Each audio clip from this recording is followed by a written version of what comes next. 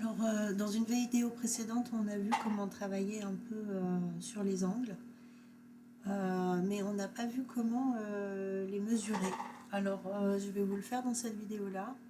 Je vais déjà aller créer une nouvelle feuille, un nouveau dossier. Donc là, on peut voir que j'ai déjà une grille.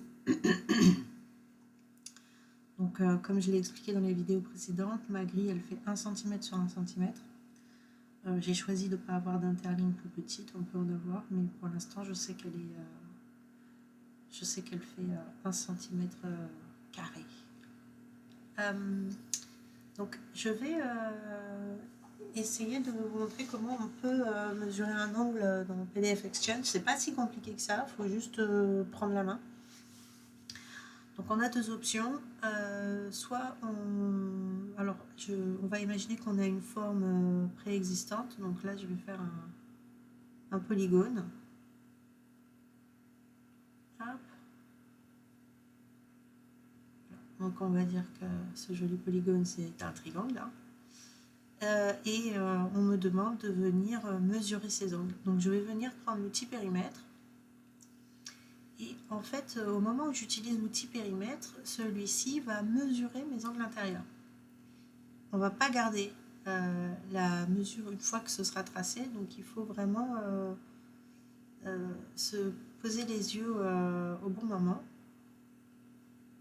Voilà, donc là on peut voir que pour l'instant il considère un angle de 134. Hop, je pars et en fait ici j'ai l'angle, j'aurais dû nommer mes angles, je les nommerai après, mais j'ai l'angle A qui est à 45. Hop, je repars, j'ai l'angle B, on va dire, je vais les nommer après, ne vous inquiétez pas, qui est à 26. Et le problème c'est que pour faire la mesure du dernier angle, il va falloir que je repasse sur le trait. Et là, je vais voir que j'ai un angle à 108, 120. Alors, j'aurais dû zoomer un peu plus pour être très précise sur mes traits, mais je vais dire 104. Voilà, donc j'arrête ma figure là. Et vous voyez qu'une fois que j'ai fermé la figure, et ben, la mesure des angles elle a disparu. Donc si je ne l'ai pas noté quelque part, ben, c'est dommage pour moi, mais je n'ai pas de trace. Mais au fur et à mesure que je dessine mon périmètre, j'ai l'angle qui s'est inscrit ici. Donc je vais vous le refaire. Cette fois, je vais bien nommer mes angles. Donc ici, j'ai A.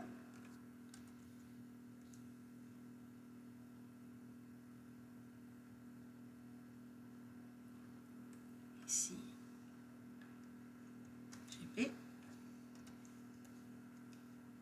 Ici, j'ai C.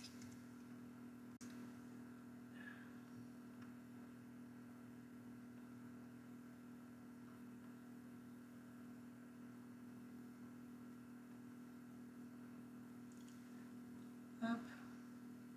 Alors là, j'ai pris l'outil légende parce que ça vous permet de le voir en même temps. Normalement, je n'utiliserai pas du tout l'outil légende pour faire ça, pour être honnête. Je mettrai juste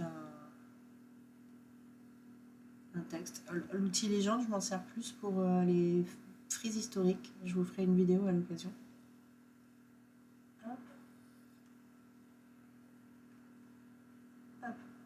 Voilà. On aurait pu juste écrire ABC avec les outils habituels.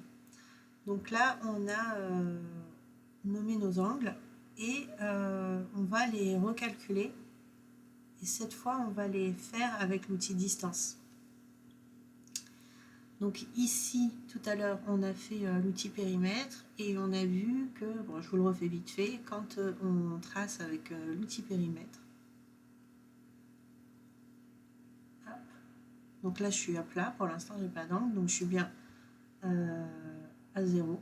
Alors, je vais me déplacer ici, vous voyez, toutes ces mesures qui changent, j'ai écrit angle. Là. Donc là, maintenant, j'ai l'angle B qui est en train d'être mesuré. Donc je vois que mon angle B, il faut 26,73, donc à vous d'arrondir, parce qu'il n'y a pas d'option, donc on va dire 27. Je clique sur C et je vois que mon angle C lui fait 108. Je vais en bas et je reviens sur mes pas un petit peu pour pouvoir mesurer le dernier angle qui est lui à 45. Une fois que je vais double-cliquer pour finaliser ma figure, vous allez voir que tous les angles vont disparaître et je n'ai aucune trace. Même si je resélectionne l'outil, j'ai pas de trace. Donc il faut vraiment que je les note au fur et à mesure. Donc je peux faire des imprimes écran ou si je suis capable de prendre un stylo, je prends un stylo. Alors là maintenant je vais l'effacer et je vais vous montrer l'autre façon de mesurer les angles, c'est avec l'outil distance. Donc je sélectionne mon outil distance. Alors l'outil distance, il mesure les angles à partir de la position ici horizontale. Donc là je me mets à l'horizontale. Clairement je suis pas hyper... faut vraiment arrondir, hein, c'est très difficile de placer correctement le... Voilà, donc là je vois que hop, je suis à 0, je suis à plat. Donc je vais attraper ma petite boule, hein, comme je fais d'habitude, et là je vais venir mesurer mon angle, et je vois que je suis à 44, 45. Voilà, j'arrondis, hein, 45, c'est bien ce que j'ai trouvé avec celui de tout à l'heure. Là, je vais revenir à la position initiale. Je suis à nouveau à 0. Je vais attraper l'outil distance de l'autre côté. Je vais voir que je suis ici à 27. Alors j'ai trouvé 26, 60 quelque chose. On avait arrondi à 27 tout à l'heure. Donc on est bon, on a 27. Maintenant le problème, ça va être pour mesurer l'angle du haut. Donc l'outil distance, il mesure par rapport à un dessin. Hop, je l'efface. Il va mesurer directement l'angle par rapport à la position horizontale. Donc vous voyez que là, je viens de dessiner, je suis déjà à 46. Je ne peux pas avoir de 0 sur le dessin d'origine si ce n'est pas horizontal. Donc là, je vais le cliquer, mais je vais l'effacer. Donc il y a plusieurs options qui s'offrent à vous. Soit vous venez tourner la figure de façon à ce que un des côtés de l'angle que vous voulez mesurer soit à l'horizontale. Et maintenant, on va pouvoir mesurer. Donc, j'ai bien l'outil distance. Je me mets ici. Je suis à 0. Et là, je viens me mettre en parallèle. Et je trouve que je suis à 108, qui me semble ce qu'on a mesuré tout à l'heure. Mais il a fallu que je fasse pivoter ma figure avant pour pouvoir avoir un des côtés de l'angle à mesurer, toujours en position horizontale au départ. Voilà, donc ça, maintenant que je l'ai mesuré, je le supprime. Je refais pivoter ma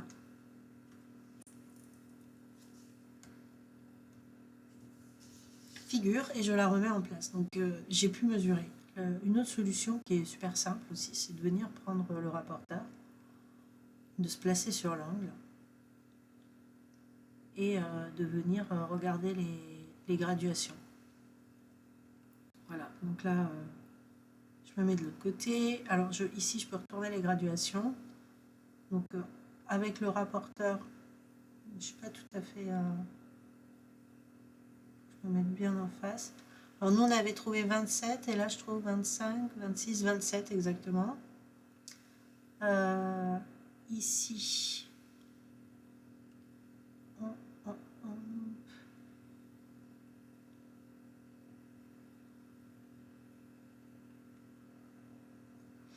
ici, on trouve un angle de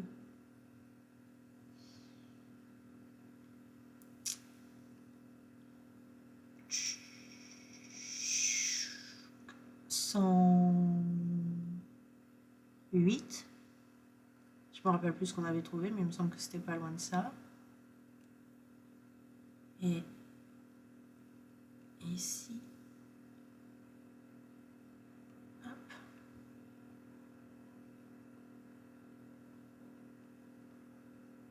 On trouve bien notre angle de 45.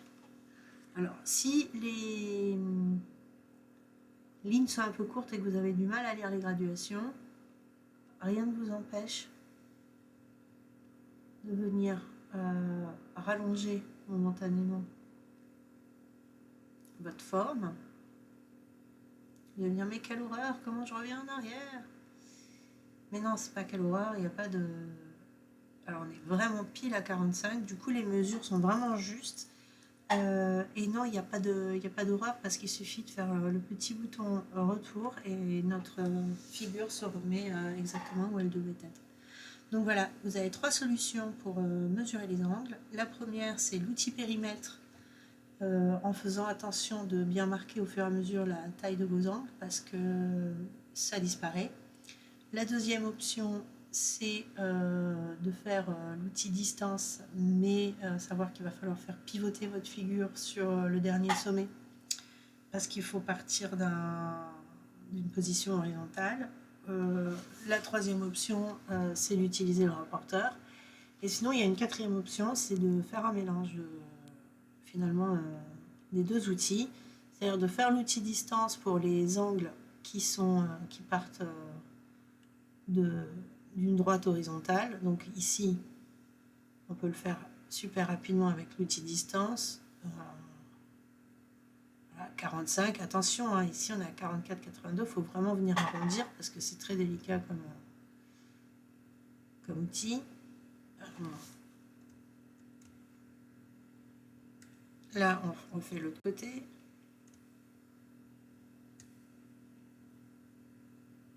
On est à 27, il n'y a pas de souci, c'était tout bon. Et pour le dernier angle, pour éviter d'avoir à pivoter, je vais prendre l'outil périmètre. Je vais me placer juste autour. Je vais venir dessiner cet angle qui me manque. Et là, je retrouve un 105,69, donc 106. Voilà, je double-clique et ça disparaît, mais je l'ai noté. Et ça m'a évité de faire pivoter ma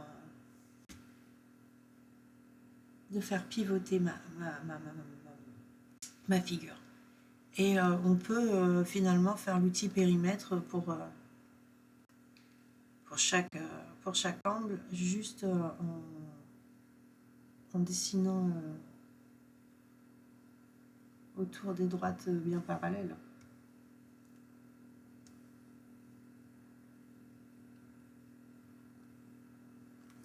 Voilà, bon, j'espère que ça va vous rendre service et que vous allez pouvoir l'utiliser.